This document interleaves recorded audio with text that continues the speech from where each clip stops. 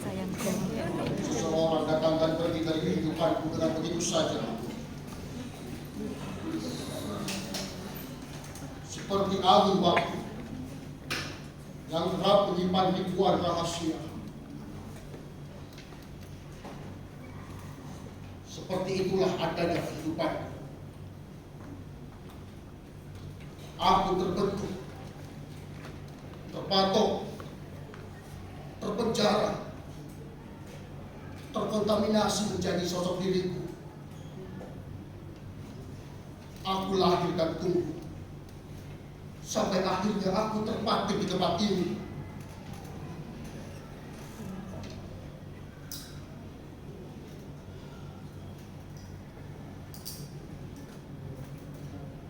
Sejarah. Semua orang pada akhirnya sama saja, saling berebut soal sejarah. Mereka menuliskannya pada lembar demi lembar buku sejarah, tanpa peduli ada yang membacanya.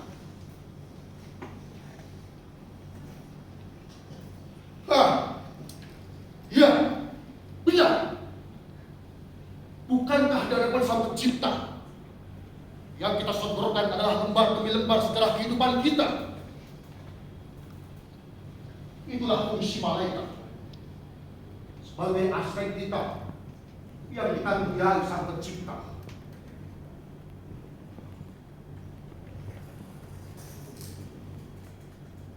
Dan ketika apa peduliku dengan domba-domba? Aku mendengar dan melihatnya. Ketika lonceng gereja berbunyi, tak ada lagi biara-biara suci, tak ada lagi nyanyian kur.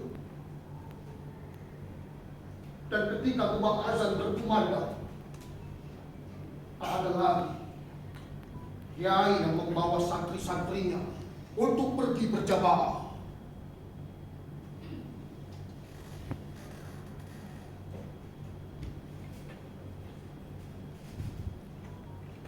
Ibuku baru 1 hari dia meninggal. Bapakku sudah kawin lagi. Aku dan adikku diusirnya dari rumah. Agama, apa yang mendapatkan dari pemahaman agama yang diterangkan sejak kecil oleh bapak dan ibuku. Sementara kelakuan bapak tampaknya seperti binatang.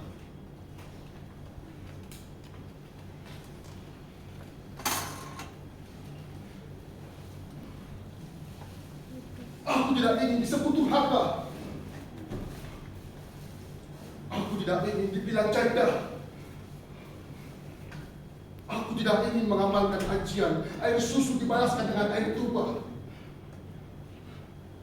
Itulah sebabnya aku membunuh mereka sekaligus. Bukan semata-mata gelap mata, tapi karena aku anak soleh. Kalian mungkin akan tertawa mendengarkan penjelasanku demikian, karena kalian belum pernah mengalami hal seperti itu. Doaku untuk kalian cepat-cepat mengalami hal seperti itu, agar kalian tahu mana hitam, mana putih, dan mana yang namanya abu-abu.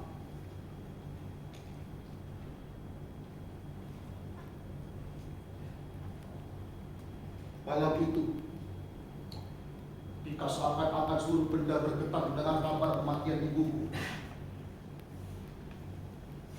aku melihatnya. Aku melihat sungai senyum dari bibir bapakku yang tebal dan berlapis di kopi. Aku tak tahu maksud senyum itu.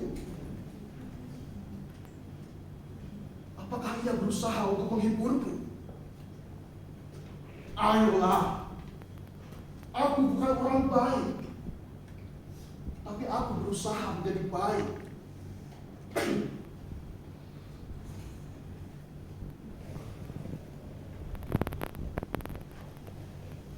Di luar sepengetahuan Bapak dan Ibu, aku adalah peminum minuman keras, pecandu narkoba, sesekali bermain wanita dan judi. Tapi bagiku itu sah saja dilakukan. Sebab hidup adalah pilihan, bukan? Seperti kedua orang tuaku yang memaksaku untuk kuliah hanya demi untuk mencapai nilai prestisius dalam kehidupan bermasyarakat. Nah, kalian dapat mencontohku, meniruku, atau menjadi imitasi. Atau kalian ingin menjadi seperti ibuku?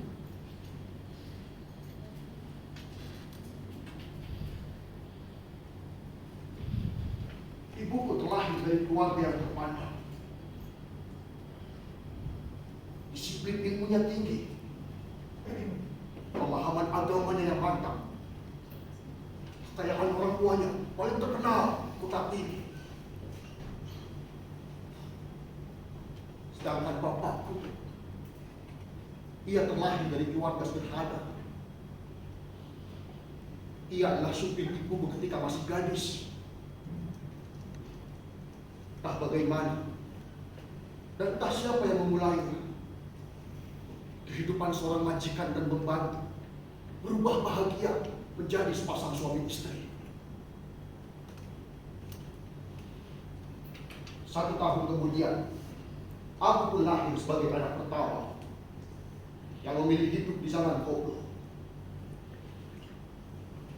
5 tahun berselang, adik perempuan itu lahir. Perempuan cantikannya seperti ibuku, Lastri Kinasih namanya. Menurut ibuku, Lastri Kinasih diambil dari kata lestari dan kasih, di mana perjalanan berikutnya adalah sifat sang pencipta yang mengabulkan segala doa. Lastri kecil perlahan-lahan tumbuh menjadi bunga desa. Kecantikannya harum mewangi, menjadi momok sekampung. Tapi karena kecantikannya, kerap ia menjadi korban pencabulan. Bukan hanya oleh orang-orang lain, teman-temannya, bahkan bapakku sendiri. Sejak itulah nafsu membunuh pun tumbuh. Setiap laki-laki yang mendekati padanya, kulibas habis dengan tanganku. Ya, aku membunuhnya. Tapi Lastri diam. Tak ada komentar. Bahkan ketika bapak tidak mencabuli Lastri, Lastri hanya berkata, "Mas, jangan sampai ibu tahu tentang hal ini. Cukup kita saja yang tahu, Mas. Ibu mati seberat mendengarnya, Mas. Mas, Mas dimohon, Mas. Mas dimohon. Bapak kita jangan kau bunuh seperti pria-pria lainnya, ya, Mas." Begitulah permohonan Lastri kepada aku. Bunga-bunga layu di mata, usia dimakan masa. Kematian ibulah pangkal dari semua kekacauan ini.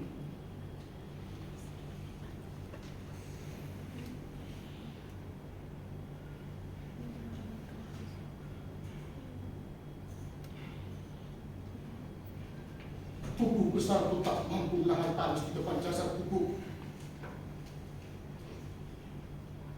Di malam lain, setelah bapak memperkenalkan ibu tiri pada kami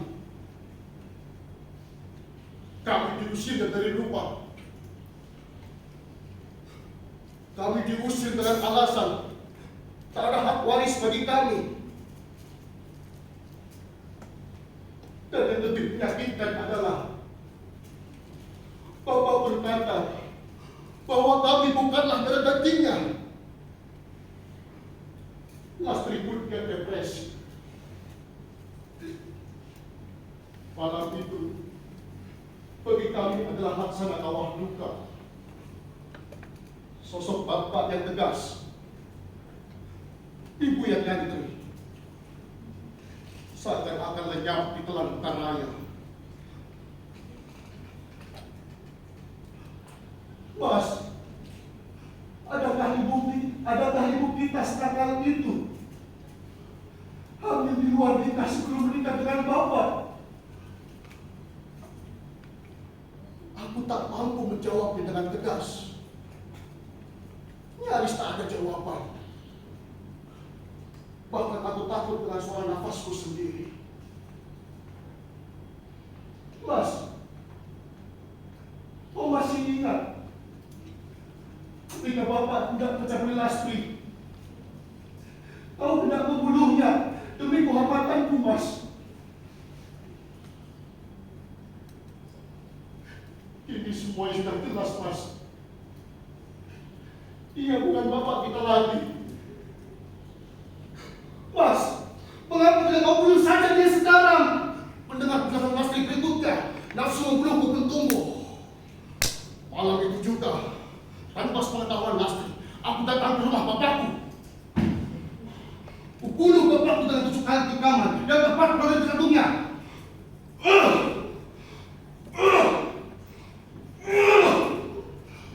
Kemudian ibu tiriku, kupenggal kepalanya hingga putus.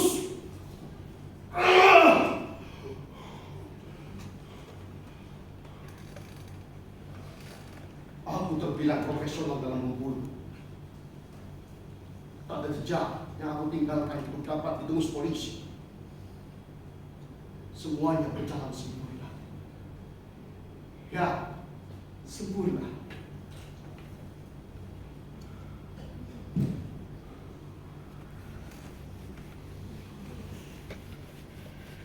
Detik pun bergairah kembali.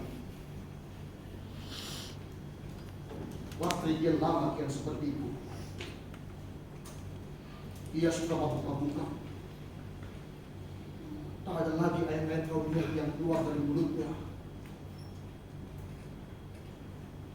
Dan ketika senja menjelang, Lastri jadi rakus, liar, ganas, dan melupakan hubungan saudara. Sampai akhirnya kami melambang sari.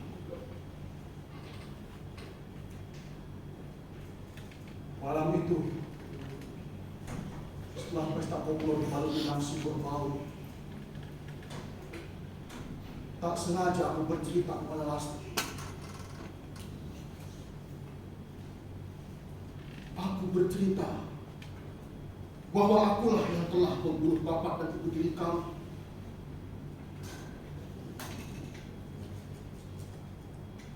Pagi hari dan bening, pasukan polisi datang menangkapku. Tak ada celah untuk meloloskan diri.